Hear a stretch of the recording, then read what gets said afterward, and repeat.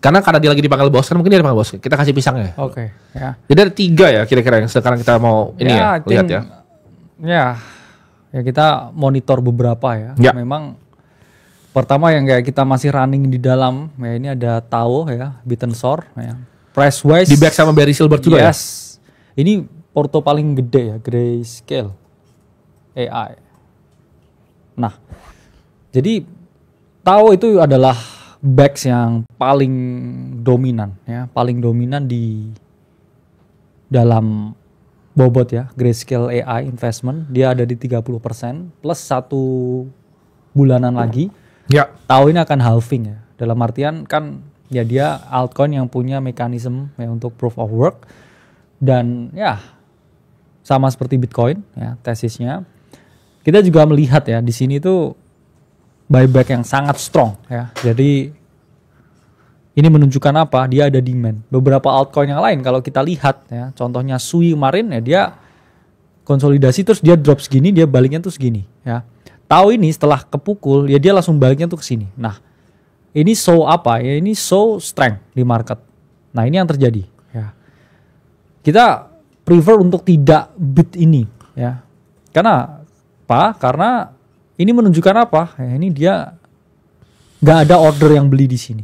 Ya. Sementara V-shape recovery itu menunjukkan kalau ya ada yang menjaga ya, maksudnya harganya ada bid ya, ada yang nawar di sini. Nah itu yang membuat ya price action wise ya dia masih relatif oke ya at this time, dan ya weekly ya ini kemarin baru dapat bearish close, cuman ya daily masih konsolidasi ya di atas 13 EMA ya, dan ya first target menurut saya dia bisa ke 450 ya teman-teman.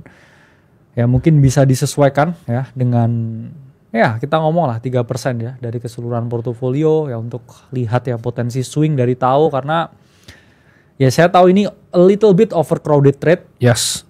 Udah cukup banyak yang ngomongin, tapi ya price action wise menurut saya kita lihat ini ya. Nah, dia mengalami breakout ya dari range high-nya, dan menurut saya ya target pertama ke 450 ya, target kedua bisa ke 500 ya dalam waktu ya beberapa minggu ke depan ya. Kalau market rally ya, Bitensor ini kayaknya cukup secara struktur menarik. masih kuat bro itu ya. Sangat kuat ya. Dia ya inilah bidnya di sini ya. Ini berarti kan kita melihat ya ada banyak di sini stop hunt ya. Ini ada kolam ikan ya dimakan di sini. Digigit Barry Silbert tuh. Nah, ini. Nah, ini Barry. Nah, Barry yang makan ini ya. Terus kayak ya dia breakout structure, ya, retest. Harus bisa mendapatkan at least ke 450 ya. At least kayak short term ya. Tahu ini ada chance buat ya gain 10-15% beberapa jam ke depan. Nextnya kita akan bahas Apex bro. Oke ya. Apex ini ya memang saya tahu kalau sekarang eranya PerpDex itu ya Hyperliquid tetap yang paling juara. Ya. Nomor 2 memang Aster ya, Lighter ini juga mau ini. Cuman Apex ya ini Bybit back ya, Bybit back PerpDex ya. Plusnya apa sih Apex? Apex ini bisa di mobile kalau nggak salah ya. Hyperliquid, Lighter itu harus di PC, orang trading di PC. Sementara most of the time ya people itu trading di mereka punya handphone ya. Itulah mengapa Apex menurut saya sekarang dia ada di range yang oke ya. Ini kalau kita lihat ya candlenya di sini dia mengalami yang namanya konsolidasi weekly ya. Dia di atas 13 EMA ya. Candlenya ini ada 2 rejection 2 minggu sebelumnya ya, menunjukkan potensi bottoming, dan kita juga bisa melihat ya dari Fibonacci-nya ya, dia ini ada di area retracement zone ya. Dan memang time frame lebih low ya, kita kecilkan ya, dia masih konsolidasi ya untuk H4-nya untuk Apex, dan ini memang seperti pola continuation bearish tapi ada di area yang ideal untuk bounce. Dan kalau lower time frame-nya pattern-nya ya Apex ada di area konsolidasi ya.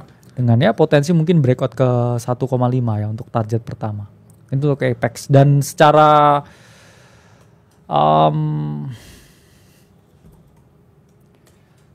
data ya, kalau kita lihat ya Perpdex sekarang siapa sih nomor 1? Aster ya, bahkan Hyperliquid nomor 3 ya teman. Aster kayak kita harus pertanyakan volumenya ya. Apex ini nomor 5 ya, market cap hanya under 200 juta. Bybit back, dan ya kalau kita lihat ya perp volume, wow ya amazing. Maksudnya dia spiking tinggi ya, dan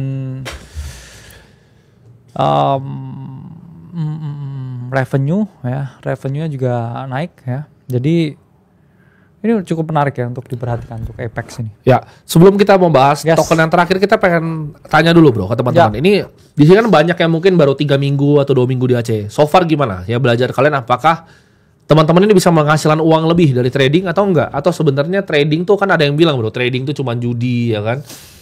Apakah bisa gitu teman-teman menghasilkan income tambahan? Karena gue banyak sekali dapat DM yang itu berhasil mengubah hidupnya gitu. Dimana dia jadi bisa bayarin orang tuanya. Ada yang bisa biayain adiknya sekolah. Karena hasil trading bro. Karena ya emang bisa make money dari market. Dan menurut lu gimana konsep orang yang mungkin nggak percaya dengan kemampuan untuk bikin money dari market? Ya saya tahu kalau ini marketnya kan kompetitif ya, maksudnya hyper kompetitif dalam artian kadang kita skeptis juga ya. Kita kadang juga merasa kalau terlalu sulit, cuman kan selalu ada opportunity dalam hal yang sulit. Betul. Saya selalu ngomong kayak di crypto market ya, kita harus ya punya plan ya, realistis juga ya, dengan goals, dan juga tetap ya resilience dengan keadaan market apapun. Cuman saya tetap selalu punya tesis ya. Orang kalau cukup long enough di sini tuh bisa kaya sebenarnya. Ya. Cukup yang ngikutin long enough di sini. Dan kita akan bahas terakhir Zora. Ya. Nah ini Zora juga ini udah naik berkali-kali lipat ya. Cuman ya kita lihat potensi ya di sini short term ya, dia ada bullish ya, divergence ya. Ini juga masih kayak seems like a continuation pattern ya untuk Zora, dan ini biggest resistance ya untuk Zora ya.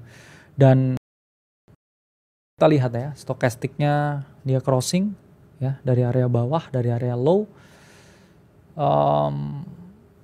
Ya ini udah multiple ya bullish divergence di daily chart, dia di 13 EMA ya, potensi formasi continuation, dan ya kalau dia break di atas 0,12 ya dia bisa leg up ya. Jadi Zora ini dibuild di base ya some kind of Instagram ya, buat yang terdesentral, narasi social fi, yang mana JC Pola kan selalu menggaungkan ya narasi ini.